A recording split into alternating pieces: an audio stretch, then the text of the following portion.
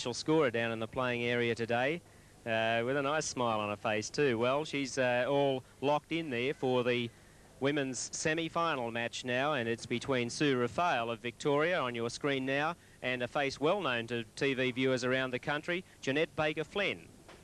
And we'll have a look at these two ladies in profile as they take their practice shots. Yes, that green stuff's quite strange, isn't it, Debbie? Did you feel it? It's a funny feel. No, I don't think I wanted to actually lay my hands on it, to be quite honest, despite the tremendous effect that it seemed to have on the bowling. Well, there's Sue, and at 35 years of age, she's another bowler who's come of age in the last couple of years. 84, she finished third in the Women's Southern Cross Cup, one of the big women's tournaments here in Australia, held at Leichhardt Bowl in Sydney. In 84 and 85, she was a member of the Victorian team. Her highest game is 299. That's one off the perfect score, and her current league average in leagues and tournaments throughout Melbourne, 188. Well, she put up a great performance last night. She was actually the top-seeded bowler after last night's games, but then she had a bit of a rough time this morning and finished up in third position behind Jeanette Baker-Flynn. Well, she's had her practice shots, and Jeanette Baker-Flynn now. Have a look at the determination. We all know the jutting jaw of Jeanette Baker-Flynn in her many appearances on TV finals.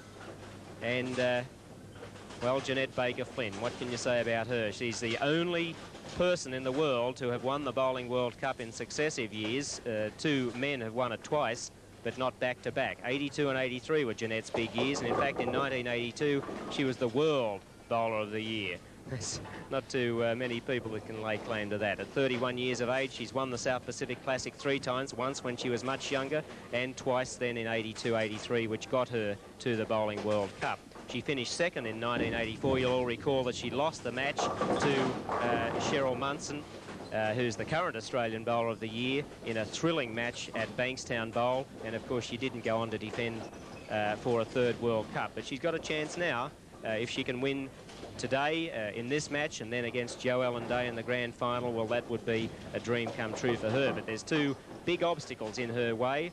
Firstly, we have Sue Raphael, and secondly, Jo Ellen Day. Both of those two ladies will be trying to stop the march of Jeanette Baker-Flynn, and they may well stop it with strikes like that in the opening frame to Sue Raphael. You don't hit them any better.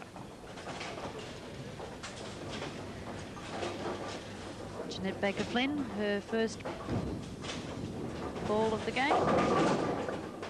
She can't reply with a strike. No, but it was a good result. She hit the pocket straight away, and that's a good performance of hers, and she may well have listened to what Len had to say. It was interesting that he said the lanes had dried a little from the practice pair, and he just made a one-board adjustment or something and was able to immediately start hitting the strike zone. So maybe Jeanette's heard that and made a quick adjustment. Well, Jeanette actually said to me earlier that she's found the lane conditions have been absolutely fine this week. She said, in fact, she thinks they've improved a little as the tournament has progressed. Yes, they seem to have. The scores today in the final matches of the match play in the boys, girls, women's and men's divisions were excellent, and they really did show that when the going gets tough, the tough get going. That's what I was trying to say. Well, Sue Raphael, can she put another strike on top of this opening one? She was extremely consistent last night. As I said, she was the overnight leader, and her low game in 10 matches last night was 175, a high game of about 215. So, and she won 8 of those 11 matches. Well, both Jeanette and the top qualifier for the women's, Jo Ellen Day, both credit Sue Raphael with being a great fighter. That's how they both described her independently, so there must be some truth in it. Jeanette Baker, second frame. That's one great fighter to another, I think, because the 3 girls that have made it to the final today all put in excellent performances to make it there. In fact, Sue Raphael was gone for all money and came up with a 10th frame turkey. That's 3 strikes in a row to just edge out Sharon Gowing by 7 pins. So she's been there and done that already today. Well, Baker-Flynn will be going for one of these. No heroics needed. Oh, well, I think she might have gone for it. Yes, I think she may have been trying to knock that pin right across. Although she may well rue the day that she didn't get one of those 2 pins. She's 26 in the second frame. Raphael may well be as much as 40 if she can get another strike. Well, she has a most unusual way of holding the ball in the release point. Very accurate bowler, but not accurate enough to get that strike that we were talking about. We'll have another look at her release and the hand position later on, but look at Baker Flynn, totally different. Holds the ball slightly to the right of body, pushes the ball well away from the body towards the right, and then hoiks it right out on the lane. Well, it's a nightmare sort of split, I imagine. Yeah, she won't be happy particularly after with not that. handling the first one with too much ease at all. In fact, missing completely. Well, Raphael, yeah, and that's that sleeper pin. The ball bouncing off the front, leaving that nuisance pin at the back. Yeah, But as we said earlier, there's quite a long gap between that front pin and the back one, about 22 inches, so quite easy to miss, really. Slightest variation in line is going to see the ball miss it easily. Well, Jeanette going for two. This, oh boy, she's...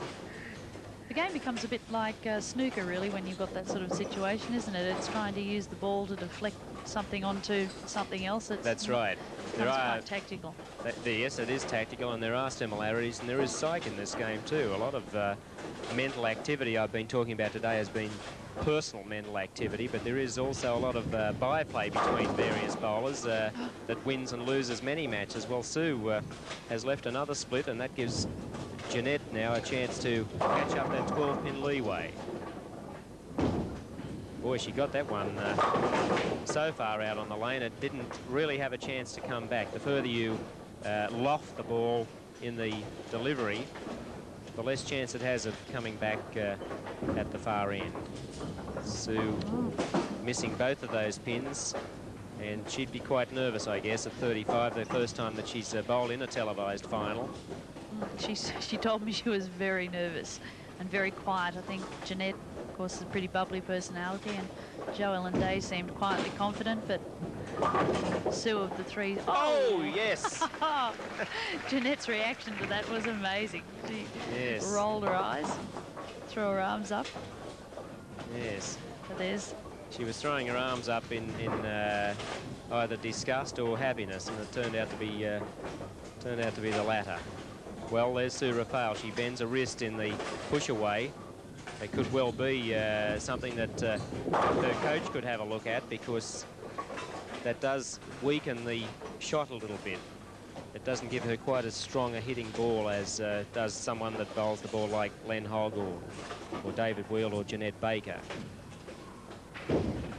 Well, a little bit less of a loft that time, and let's have a look at that result.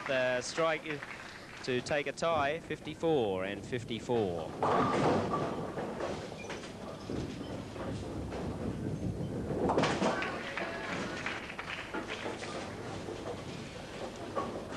Well, we're all square in the fourth frame, 54 apiece, but Jeanette Baker had a strike in the fifth frame. She'll be looking to make a double.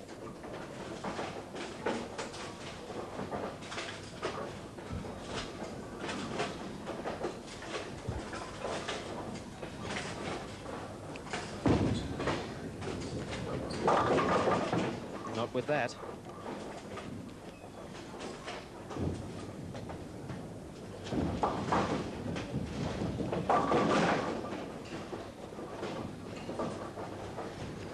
Well, Sue Raphael doing it tough at the moment. 72 in the fifth frame. Jeanette Baker will be 74 if she gets this spare.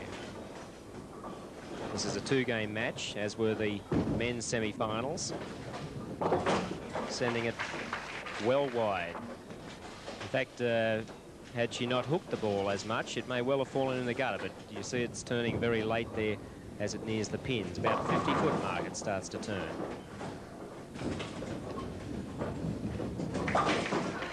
Sue Raphael, 2 pins in arrears now. Well, nothing in it at this stage.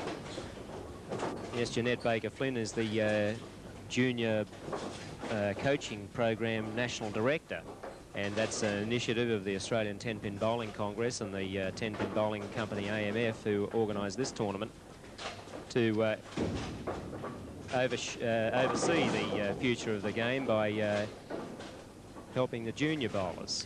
Yes, and when I asked her about her ambitions, virtually none of them were personal ambitions about her own career from here on in. All she could talk about was the junior program and the special pupil that she has, Carol Giannotti. Oh, the last one down. Well, that's a strike for Sue Raphael. And that ties it all up. 92 apiece now in the 6th frame. Yes, Jeanette, it's a great effort for her to come back. She's not one of the top-rated bowlers in Australia in the past year. In fact, she's about 5th or 6th in average for 1985-86 year. She did average 210 a couple of months ago in the Gosford City Open to finish second to Jan Proctor in that tournament, and that was her best performance for about 10 months. Well, that's a great double by Sue Raphael, and showing no sign of nerves there. That's the fighter in her coming out, I think, that both the women's finalists credited her with those fighting qualities, and she's showing them. Well, Baker Flynn needs to start hitting the head pin and not letting Sue Raphael get away from her. The lead for Raphael at the moment, probably about 12 pins. We'll go through some of the other women's placings. As I said, Sharon Gowing just missed the cut for the TV final. Sue Castle, the defending champion, flew home at a rate of knots to finish 5th. A great effort by that Northern Territory bowler. Jan Proctor was 6th, Delda Ray 7th, and Nola Crone of Sydney, who had great trouble with her ball last night, came up today when it was fixed and finished 8th. Jeanette puts the pistol to her temple after that. She reacted immediately. She released the ball. She knew that she'd not done the right thing there. Yes, a lot of her game is in the push away, and if the push away's just gone a little bit too far, it does get her out of timing, and she's now quite concerned about the situation because Raphael has 2 strikes working. Would love to make it 3. Looks good. Oh, dearie me. It's got to be unlucky. Yes, it was most unfortunate to leave that. The 8-10 split, the bane of every right-handed bowler. Just slightly light in the pocket. Well, Jeanette Baker Flynn has done the same thing. She made an adjustment there. She moved further left on the lane so that the ball had less opportunity to hook, and that's the unfortunate result for both of them. Both of them with 8-10s, and quite a low-scoring game in this first of 2. And that's funny, whereas Sue Raphael was looking a little nervous earlier, she looks a bit serene, and Jeanette Baker Flynn's looking pretty angry, if anything. I think she's annoyed with herself. And gave it another go, but 22 pins behind. Yes, she would have been going for that one. A little bit off balance at the line. She needed to hit it just slightly softer than that so that it would just fall sideways. There's just enough pin to hit the other pin. Well, Sue Raphael now. First ball in the 10th. She's 22 pins ahead of the world champion, 1982 and 83, and she hasn't capitalised on it. Well, look at that face. We wonder if that picture tells 1,000 words. That's almost enough to knock the pins down before she lets the ball go. Well, we're looking at the strike, but I'd like to see Jeanette's face after that ball. That was one of the best shots she's had in the whole game so far in this very low-scoring game. And look at this, 10th frame spare, and that keeps her in the lead. Sue Raphael putting the ball in between the pins, just like you said an hour or so ago, Debbie. Yep.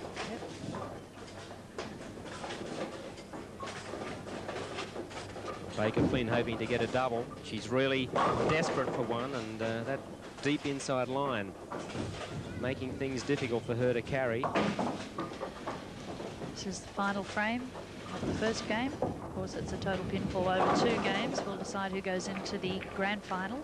And it's a final total for Sue Raphael of 166. Certainly not the pace of scoring that we've seen in the girls, boys and men's final so far, but the 2 ladies out there really under pressure, particularly Sue. I would think she knows what Jeanette's after out there, and that would put a little bit more pressure on her. Well, 146 plays 166, 20 pins the difference. What both of them should now do now is just wipe that thought away from them.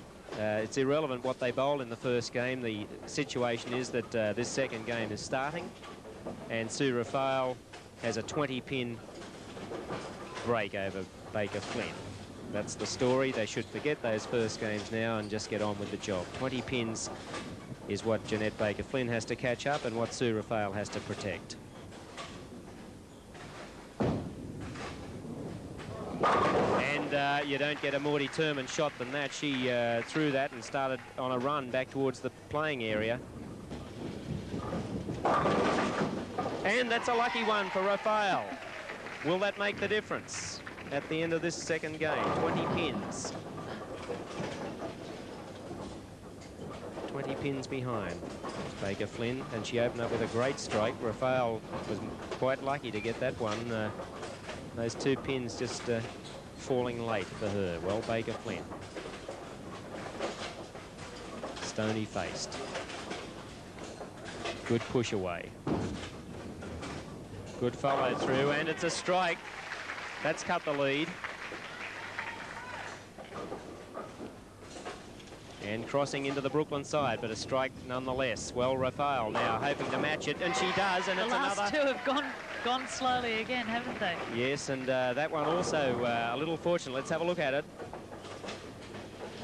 There they go. The 11th hour toppling 10 pins. Yes, that was the 12th hour, I think. They went so late that sweep, when it comes down, it's almost curtains. When the machine comes into play and the pin gets touched, it has to be restood. Well, they've both got doubles, and still 20 pins the difference. Well, top of the third for Baker. Funny, after a low-scoring first game, they both come out and hit strikes in their first 2 frames. Yes, it is strange. Well, look at Baker.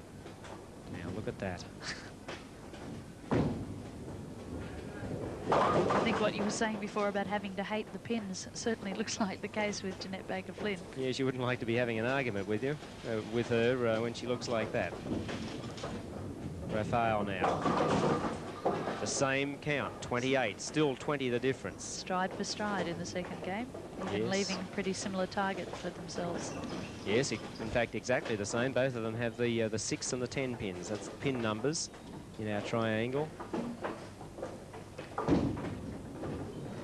Pin numbers these days sounds more like something to do with your bank account, doesn't it? Yes, that's right. Well, they stole it from us, I think. We've been around longer than pin numbers. And they're only just making that one.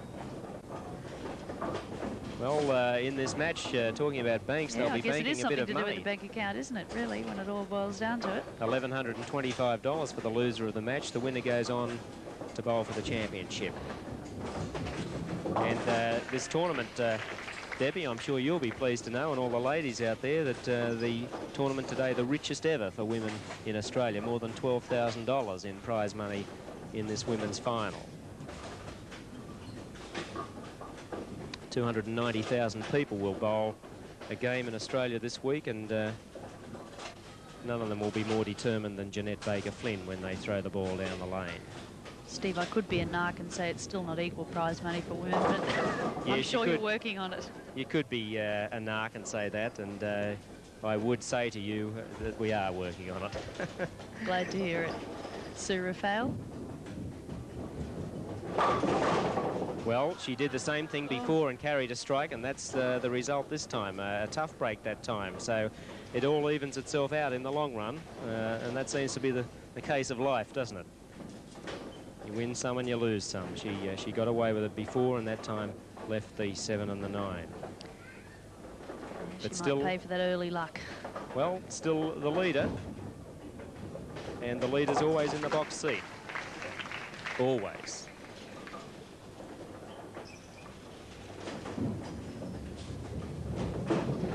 Playing it safe there, I think, just going for the 1. So yes. It's an open frame for Sue Raphael in the 4th. Well, that cuts the lead down to about 8 pins or so now. And the ladies and the junior bowlers, of course, very excited to hear a couple of weeks ago that 10-pin bowling is an exhibition sport at the 1988 Seoul Olympics. And they're hoping that it'll be a medal sport in 1992. May even yet get in the Commonwealth Games one of these days. Well, that's Baker-Flynn's 5th frame. That's the situation, and Baker-Flynn looking for a strike, and she's got a lucky one now. That's a break for her. She is thanking some divine assistance there. That wasn't looking up at the scoreboard because she was blessing herself at the same time. Well, she does pray in between shots. She said that before, that she prays in between shots. She'd be praying for strikes for herself and certainly not hoping that Sue's going to go bad. But Sue just pulling the ball a little bit high when she let the ball go that time. And the result, a wide open split. But she's still going to be the leader, or only a pin or so behind, despite 2 open frames. So she's still doing it nicely. Playing it safe there and taking the 2. Probably good thinking. 84 in the 5th frame. Remember, Baker Flynn had a split before and missed them. She had an 8 miss in the 2nd frame of the 1st game. That could well tell the story come 7 frames time. But Baker Flynn now working on a strike. First ball of the 6th for her.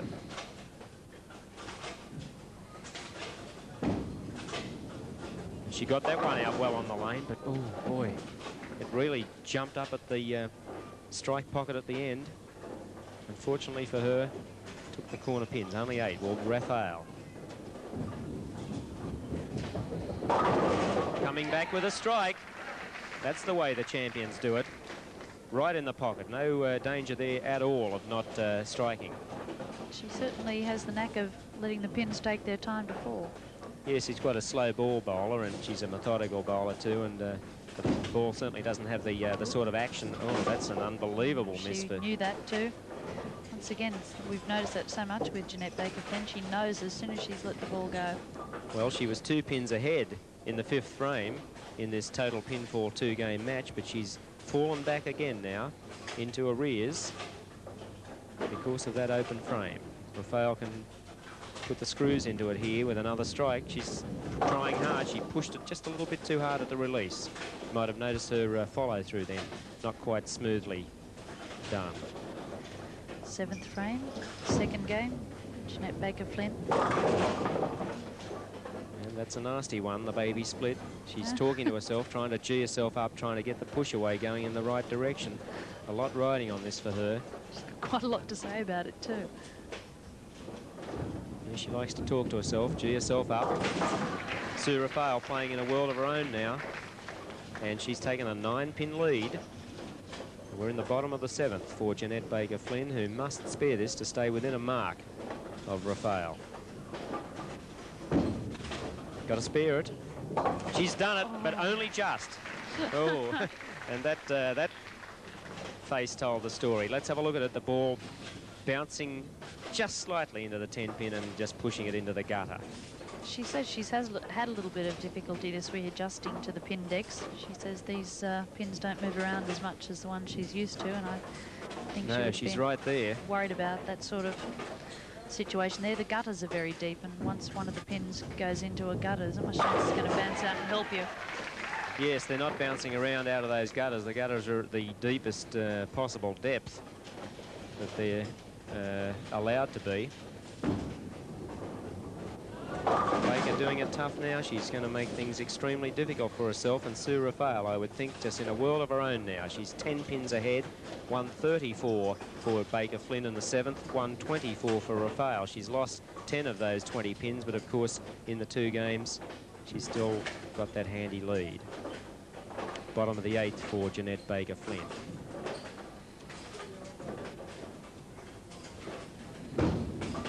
Got to spare it. She does.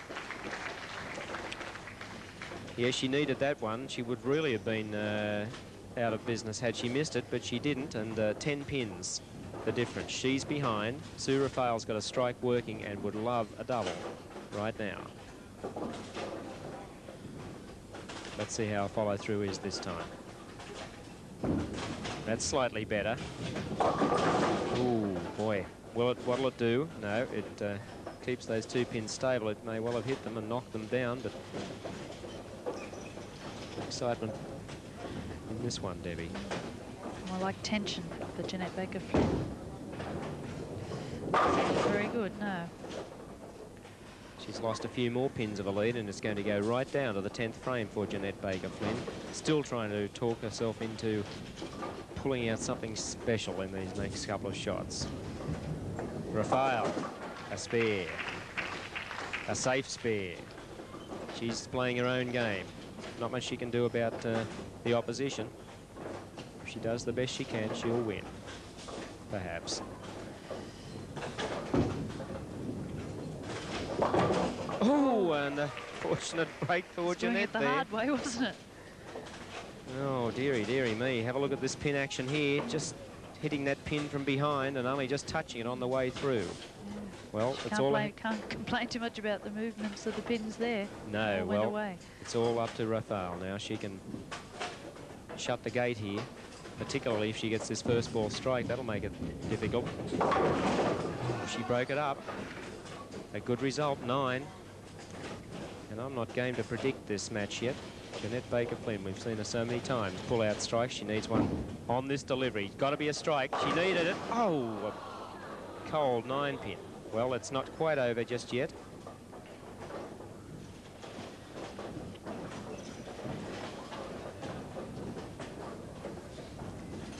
Sue Raphael needs a spare. Needs the spare to win the match, and she's got it. So Sue Raphael will be going on to meet Jo Ellen Day in the final match.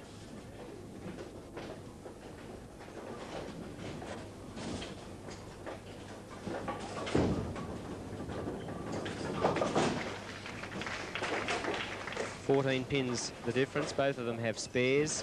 So Jeanette Baker-Flynn is going to lose this match by a few pins to Sue Raphael, who played a very, very steady game in the closing stages and has come through with a win of a 2-game series of 349.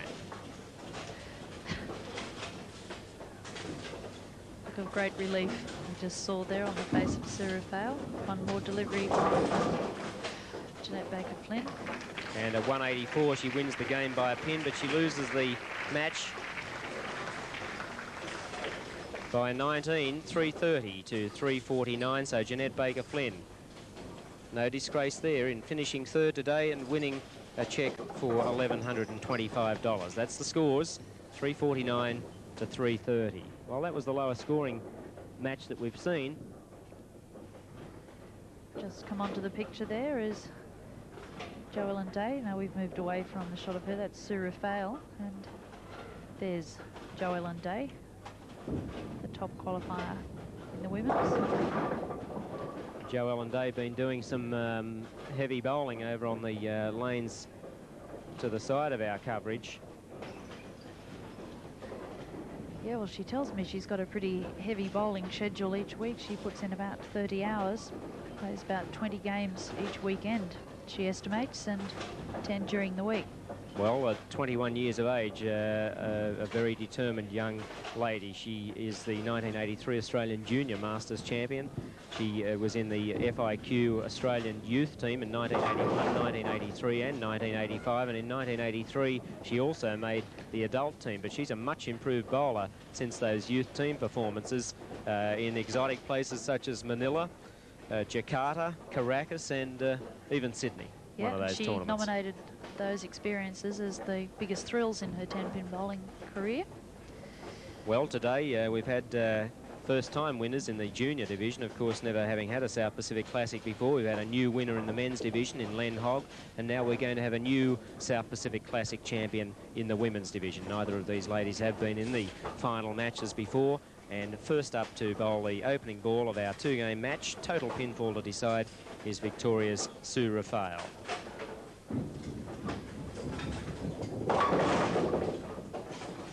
And turning that pin around, but not knocking it down. Well, there's a 9 count, a good opening for Raphael, and now Jo Ellen Day. Vastly improved bowler. And let's have a look at this one. Beautiful pocket hit, high on the head pin, but takes the 4-pin, and no trouble at all there. Oh! Well, she would have spared that, but unfortunately she's going to have to go for it again because the oh dear, she's amused. the sweep came down just as she was about to let the ball go, and now the pin being restood. She's quite an unassuming character. Yeah, Sue. she is. She's rather dry when she tells a joke too. Yeah, so I asked her what she'd found the most difficult thing about this tournament so far this week. She said, "Oh, just everything." Yeah, that's what she'd say. That's great. Well, and I did ask her, had anything funny have happened to her when she was bowling, and she said no, nothing. And I think maybe she's got a story to tell now. Yes, she certainly would. Well, some of the VIPs in the audience this afternoon, the President of the Australian 10-Pin Bowling Congress, the Assistant Secretary Treasurer, and Bowling Centre Regional Manager, Walter De Vere, Bob Partridge and Roy Menarkinson. Well, they're very interested in the score, and they're pointing up to Sue's spare. She had it twice. She certainly would have spared it the first time, yeah. and it was fortunate, I suppose, that she didn't miss it that time. I was going to say, she would have been a bit stiff to miss out the second time. Yes, that would have been cruel. Well, Jo Ellen Day, in a world of her own, looking for a double to open up, but she won't find it out there. That's a wayward shot. And quite emotionless on the lane. She doesn't display too much emotion, but she's churning up inside, she told me earlier on.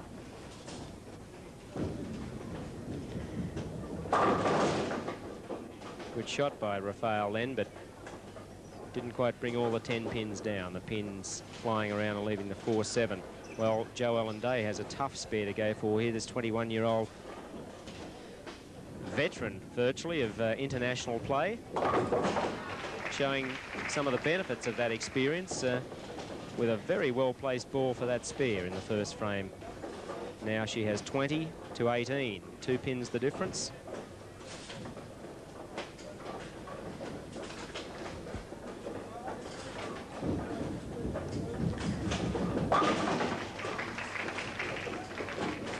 Second frame spared by Sue Raphael. Yes, we've had some good coverage with the tournament this year. The newspapers and radio stations really getting behind 10-pin bowling these days. And after the tournament today, the Australian Bowling Writers Association making the announcements of their all-star teams for 1985-86 season. But bowling coverage certainly on the increase around the country, due in no small part, incidentally, to the great coverages that we've enjoyed on the ABC over the years. And next year, some very good 10-pin bowling coverages coming up on the ABC, because we're bringing out 6 of America's top professional women bowlers to play against Australia's top 6, and could well be the winner of this tournament in the Australian team for that particular event. And the ABC are doing coverages of that second and third tests next year in July and August, and then of course the South Pacific Classic again next August. So some great bowling coming up on the ABC in the months to come. 45 for Jo Ellen Day in the third frame, and Sue Raphael could have 57, so she's trying to get out in front again, Debbie. Yes, well, that wasn't a good last frame. Third frame for Jo Ellen Day. She opened it. It was a difficult split she was left with, but only managed to take 1 of the 3 that were left standing. Oh, that's a better effort. 9. Yes, it was a better effort, because she reached out and followed through, and that gave the ball plenty of work when it reached the pins and spun the pins around to enable her to get 9 pins over. And that's a lovely strike by Sue Raphael to give her that 12-pin lead. Let's have a look at it. Deep into the pocket. No trouble at all taking that 10-pin, and that was the example of a very well-timed delivery by Raphael, who's really got a tail up now that she's disposed of Jeanette Baker-Flynn in that first match. Well, it didn't do David Wheel any good to win the first match. Len Hogg dominated the game, but at this stage, Raphael not following the same track. 12 pins ahead with a strike working. Sue, I understand, is already a member of the Victorian state team this year, and of course if she wins she'll have to drop out of the team in order to take her place in the World Cup. And with strikes like that, she may well be making a phone call to someone tomorrow. Jo Ellen Day rushed the shot that time. Must take stock of the situation. Jo Ellen Day probably told you that her coach is Barbara Richmond. She's really been putting in a lot of work with Barbara, and I would say that Barbara's the one that's encouraging her to bowl 20-30 games a week. Yes, and she's being up at the Gold Coast. I believe she has to do a fair bit of travelling to get a lot of good competition. She bowls at the Sunshine Bowl. Yes, that's right. A bit of a hike to where her coach is, but that's the value of being coached. You're able to do things like this as required. Have a look at it. And that's the second time we've seen the example of what you explained to us at the start of the show. 8.5-inch ball with an 8-inch gap, so certainly quite possible if you put it in the right place. Well, looking for a turkey, she's found it, and that's the best ball she's bowled all day long. I've seen a bowl in the earlier rounds this morning, and that was a lovely shot by Sue Raphael. Well, she's a big leader now, 24 pins ahead, plus a double working, and Jo Ellen Day is not going to be left behind. Crossing over to the Brooklyn side, it's called. The one and the 3 pins are called the New York pocket for right-handers, and of course when you go over the bridge, it's Brooklyn. I think we should Australianise those terms, Steve. We Well, make it would you Sydney be and North Sydney and North Sydney? Yes, that's right. Looking for a 4-bagger. She's got it. That was right on the nose. 4 strikes in a row. I don't mean the strike stank. I mean that the ball hit the head pin right on the top of it. It carried all the same. Well, Jo Ellen Day tried to do the same thing, but the ball didn't quite cross over the same distance, and she's left 2 pins for her spare shot. But she's going to be a long, long way behind now, and it's going to be a test of her young character, her young years, if she can withstand this pressure and come good in the dying stages of this game and in the next game. 83 plays 117. You can see Raphael has 2 strikes up there already. No trouble. Yeah, she's burning inside, this girl, but tries to keep it bottled up. And that's good and bad, I suppose. Depends on her nature. She's a placid person anyway, so I suppose that's the way that she wants it to be.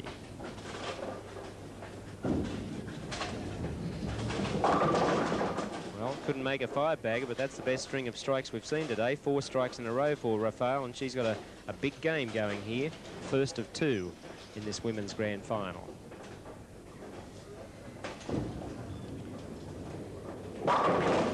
Oh, and that ringing 10 stays put.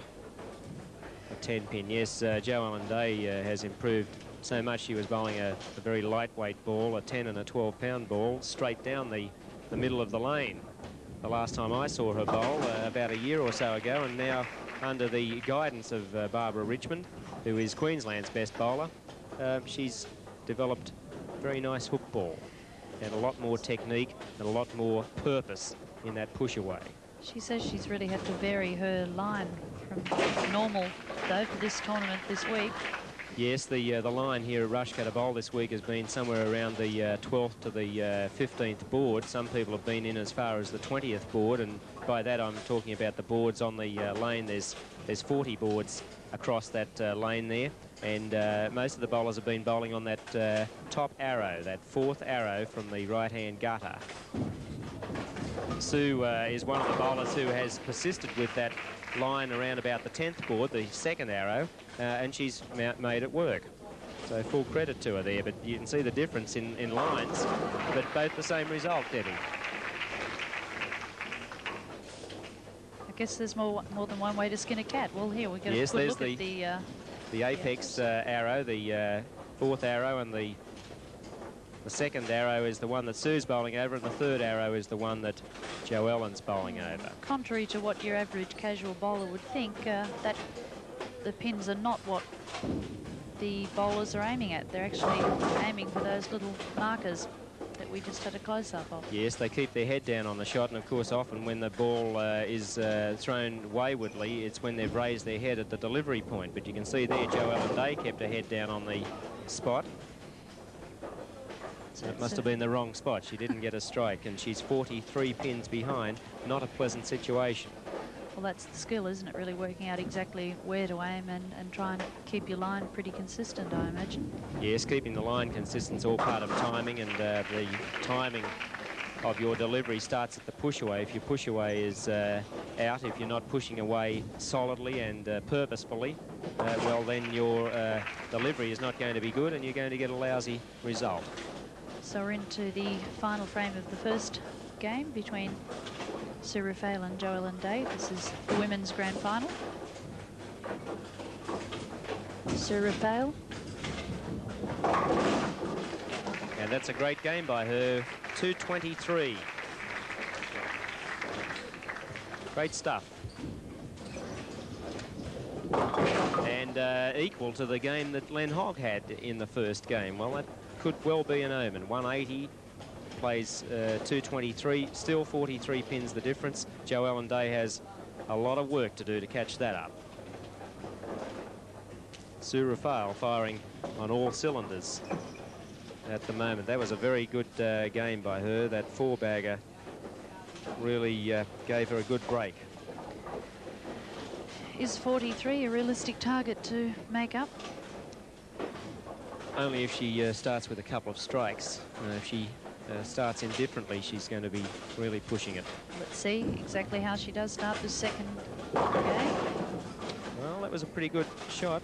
She's moved inside a little bit too. She's moved left on the approach and taking a far more direct line to the strike zone. Well,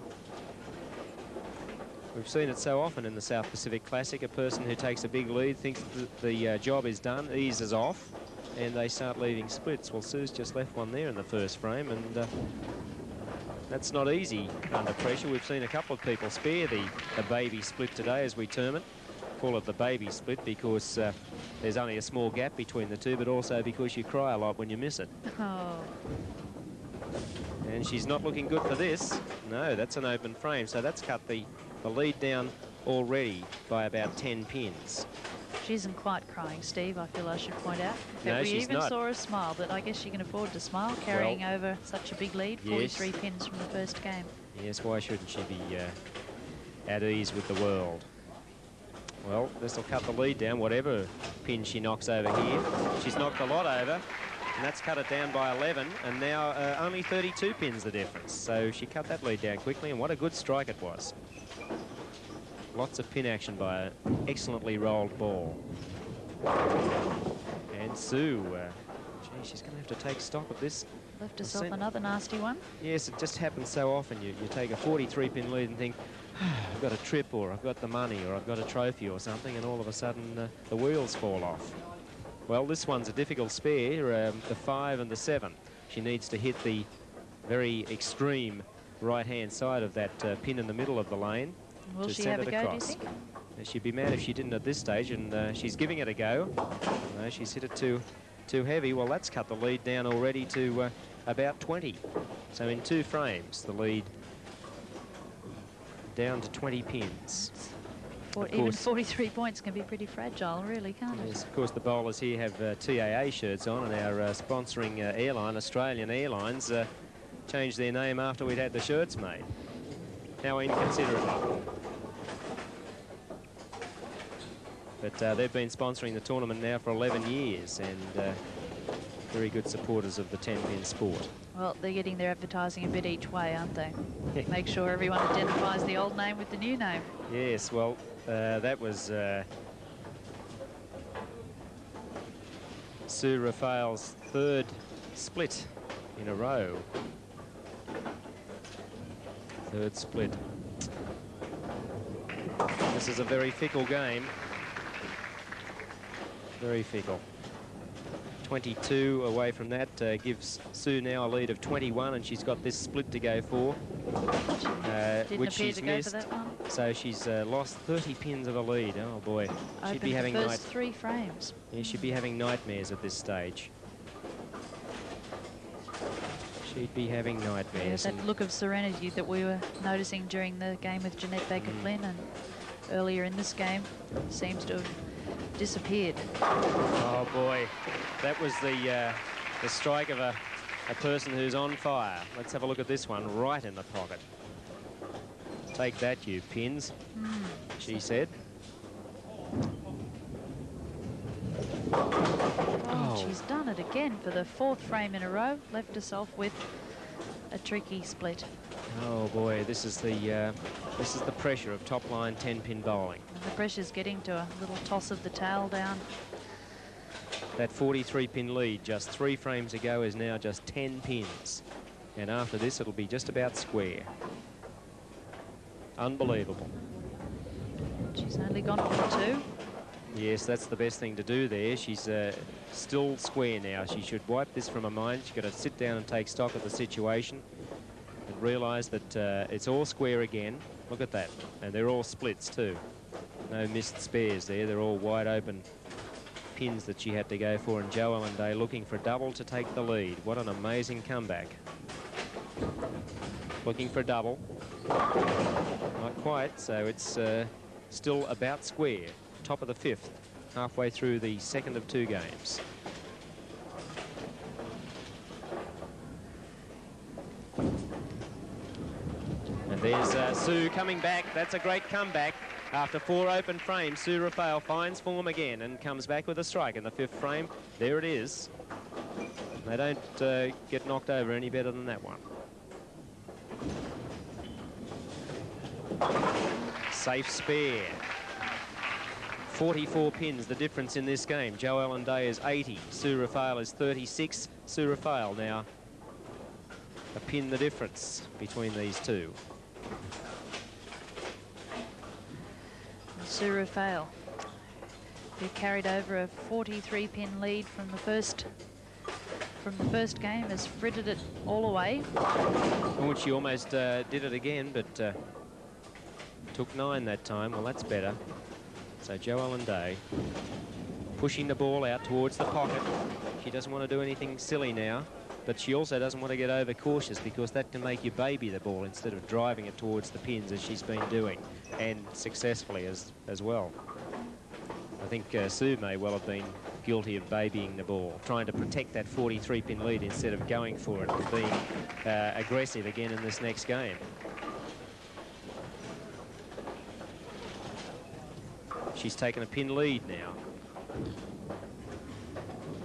And the reason for that is because she had a spare after a strike. A strike followed by a spare counts 20 pins. Jo Ellen Day had an 8 spare after a spare. That counts 18. So that wipes the pin deficit away and makes it into a 1-pin lead. Sue Raphael a stick ahead, top of the 7th. Last game.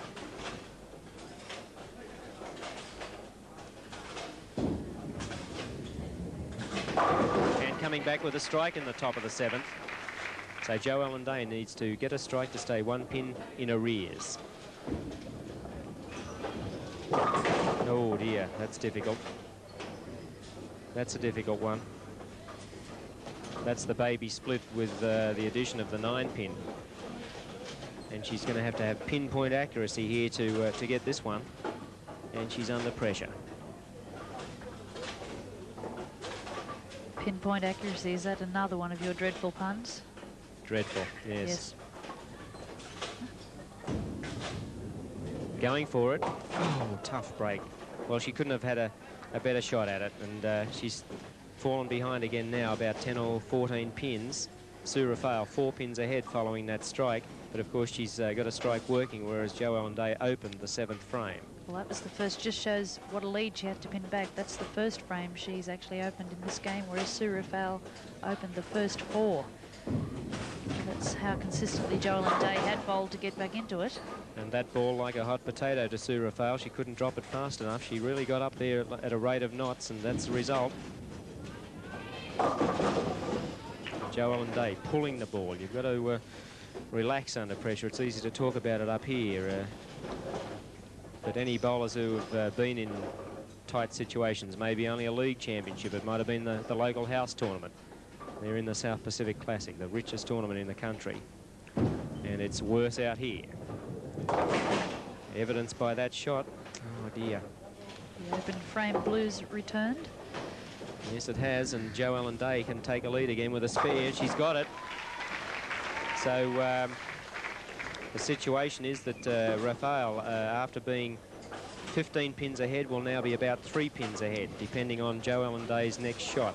Jo Ellen Day is on the even-numbered lane. She's sitting down and waiting for Raphael to go. Well, that's a bit of psych, because Raphael could well have made Jo Ellen Day wait then, and she didn't. She's jumped up, so she's hoping to apply the pressure, obviously, by getting a strike. Just 2 frames to go for each bowler. She got up there rather quick. Oh dear, another split. Boy, this has been a horror game for poor Sue Raphael. A great score in the first, 223, and now splits all over the place. And another The pressure seems shot to be getting to both of them. Suddenly, their play's deteriorating. 37 pins the difference in this game. 6 pins overall to Sue Raphael. She's got a bigger split, though, and she'd better get one of them. She does. So 6 pins ahead she was before that. Jo Ellen Day now needs this spare.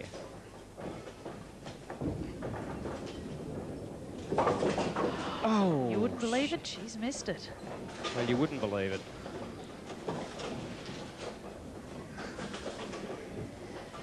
So 37 pins, still 6 pins the lead for Sue Raphael. 6 pins ahead going into this last game. So Sue Raphael, who's started bowling when she was 15 years old, facing a biggest challenge. She said she hasn't had any highlights in her career yet. I'm sure she's hoping furiously that she's not going to let this possible highlight go. Well, Jo Ellen Day now looking for a strike. She got that out well on the lane. That's a strike, and that's brought the house down here at Rushcutter Bowl. 1,000 people cheer in unison as Jo Ellen Day stays alive in this match. Sue Raphael's got to go for the 6 pin now and get the spare to all but shut the gate. Got to be a spare. She's got the spare. Now the situation is this. Jo Ellen Day needs a strike to have a chance to win the South Pacific Classic. Got it out well on the lane. She's looking for a double. Oh, that And last it's not one's going to go. rocked. I mean, the one on the side rocked there. Well, she gave it every chance, and full credit to her there. It's a tough situation, needing a double to win the South Pacific Classic. She gave it every chance. But Sue Raphael here is going to represent Australia in the Bowling World Cup, courtesy of that 9 count and a 2-game series of 355. And she beats Jo Ellen Day with 349, but I'm sure we'll be seeing lots more of both of these ladies now that they've finally cracked it for the big time here in 10-pin bowling. Sue Raphael and Len Hogg, both of them now will represent Australia in the Bowling World Cup in Copenhagen. 2 Victorians this weekend won the tournament. Last weekend, 2 Victorians won the tournament. One of them, of course, was Len Hogg. He's won 2 weekends in a row, and Doreen Dockery won the women's section. Well, now we're crossing to Debbie Spillane, and she's interviewing the winner, Sue Raphael. Oh, well, Sue, that was an absolute horror of a second game. What happened? Everything went wrong. And some of those splits you were getting, nightmares about them for the next few weeks? Yes, definitely. Right. How did you sort of hold yourself together? Because not only were you going badly, but Jo Ellen really picked things up. Right. I don't know, I just thought about it, forgot that frame and started again. And what was there in your mind a turning point, or right up until the last frame? The last frame, right. You said before the game that you were really nervous. Did that stay with you all through the game, or did you sort of calm out a bit? No, it definitely stayed there all the way through. What about now? It's still there. Before, you also told me that there wasn't really a biggest thrill in your bowling career. Is this it now? Yes, it would have to be, definitely. And the World Cup, what are you going to do between now and then? Oh, plenty of practice. And I believe you may have to pull out of your state team duties. Does that bother you? Oh, yes. And what do you do between now and you return to your normal, where you come from, Victoria? You're going to stay in Sydney for a while? No, I'll be going home in the morning, see the family. Celebrate? Yes, definitely.